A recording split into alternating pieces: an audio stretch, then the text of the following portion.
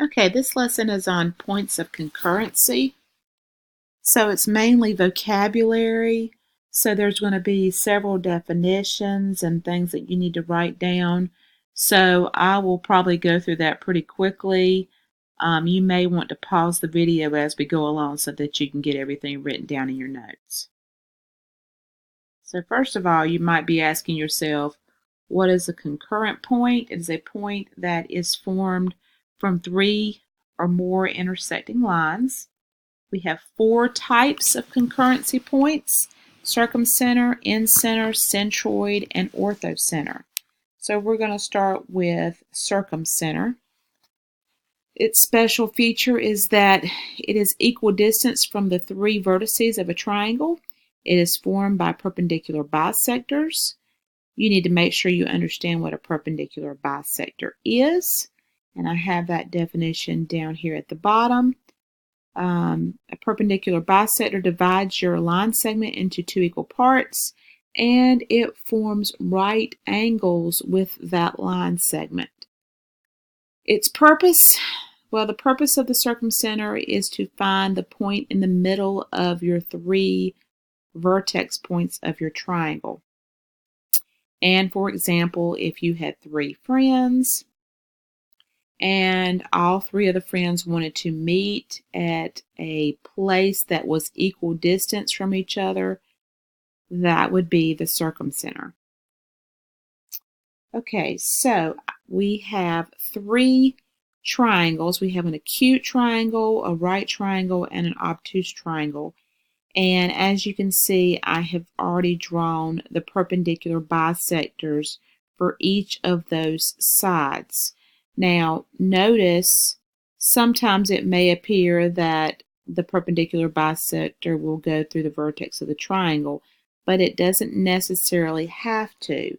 So you have to remember what a perpendicular bisector is. It bisects the side, making two equal parts. So this should be equal to this. And this side is equal to this side. And this side is equal to this side.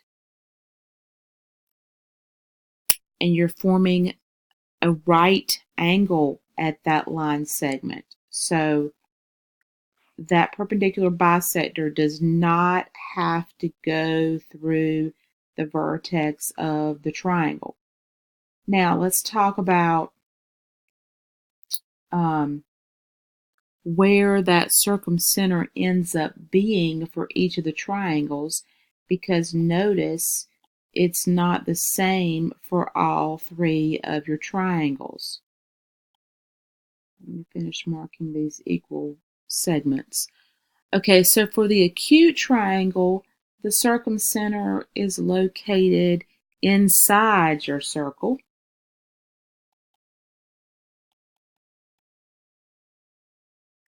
For the right triangle, notice the circumcenter ends up being on the hypotenuse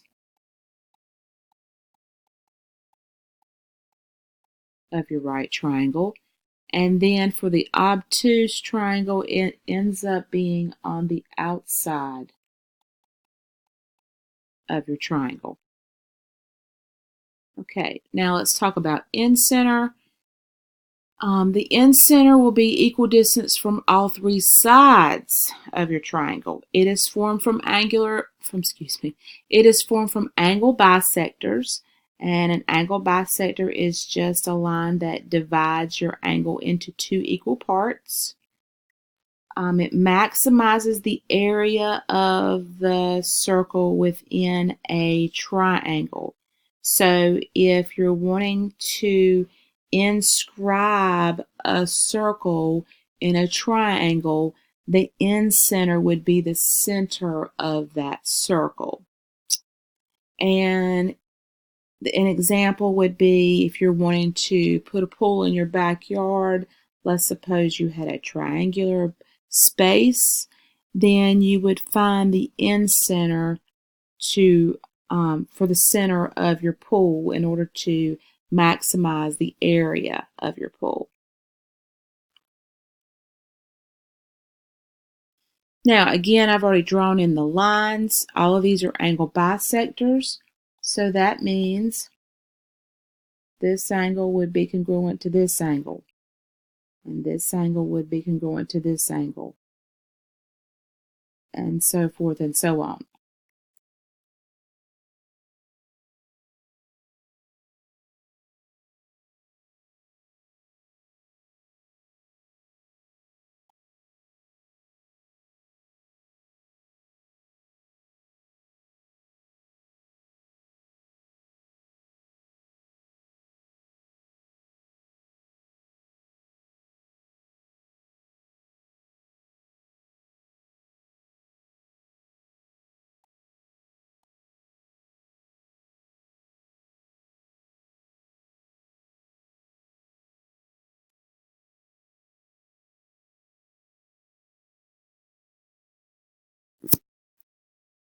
Okay, so let's talk about, again, where that end center point ends up being. Well, for all three of these, the end center is on the inside of your triangle.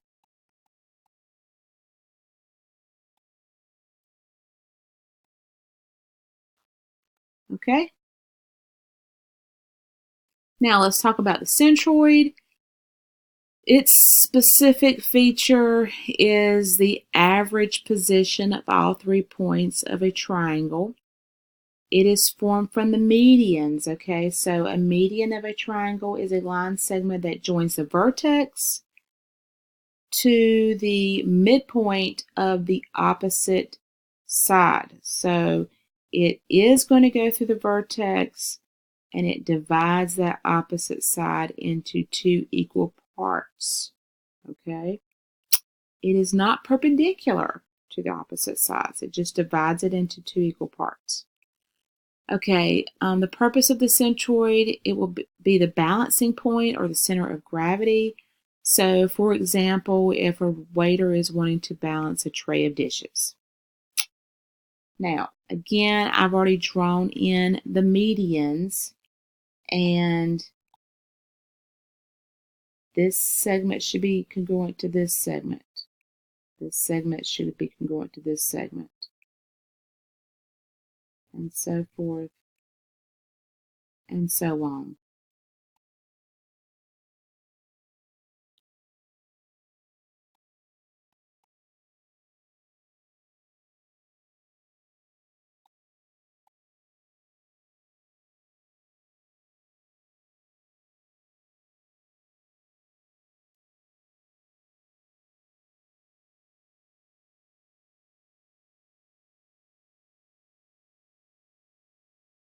Okay?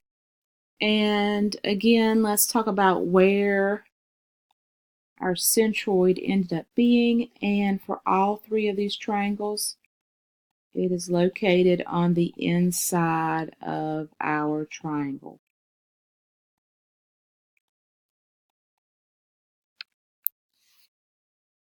And again, I'll draw points here just so you remember that the median will go through the vertex of your triangle and cuts that opposite side into 2 equal parts.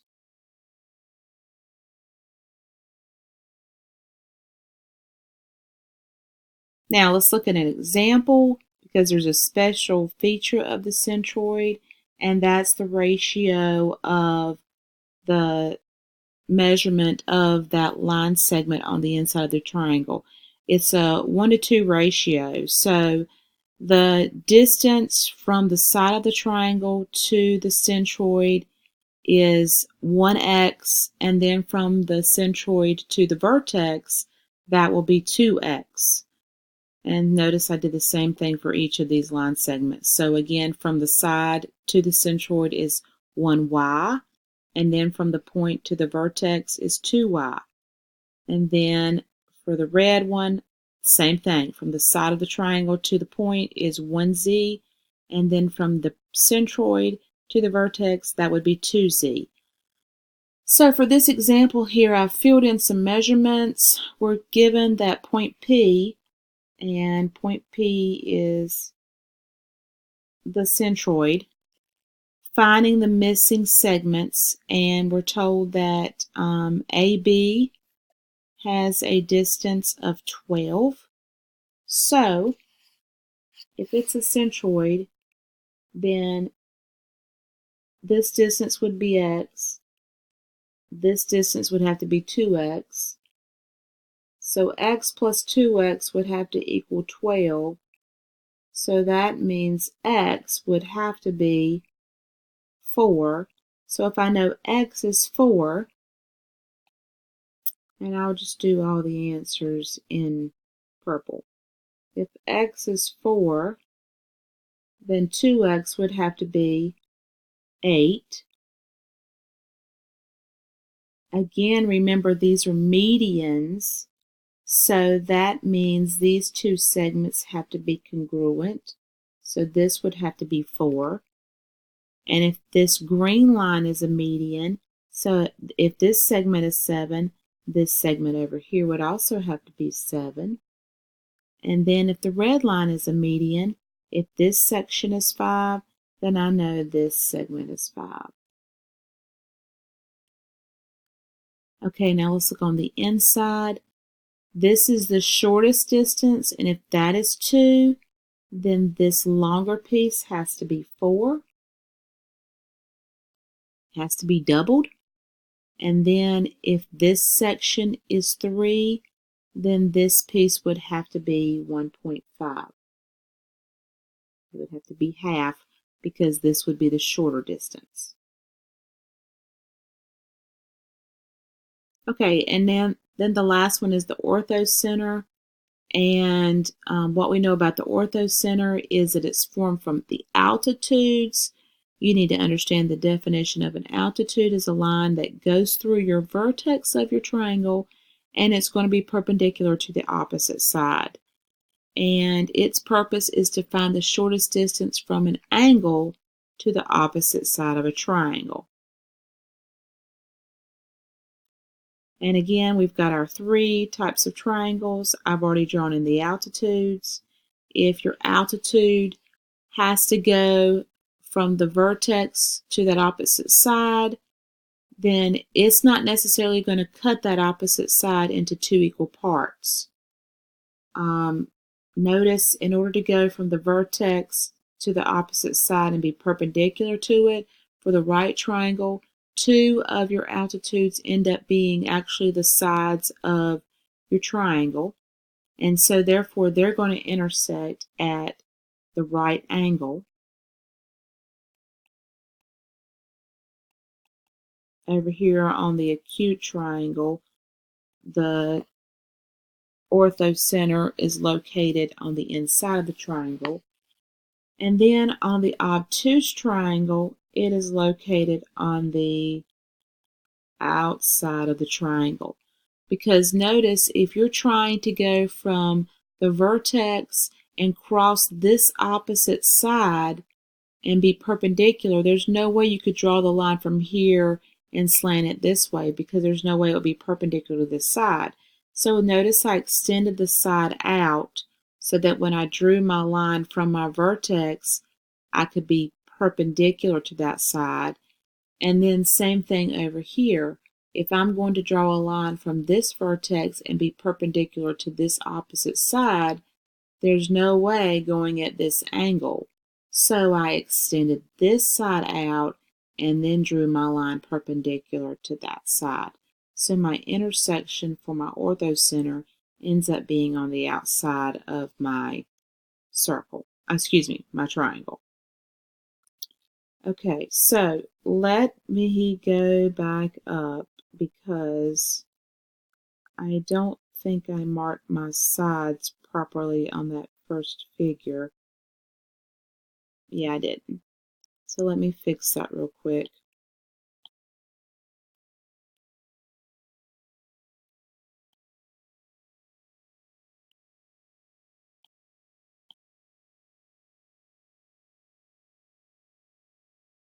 Okay, there we go. So please make that note in your notes. So that is everything for points of concurrency. Make sure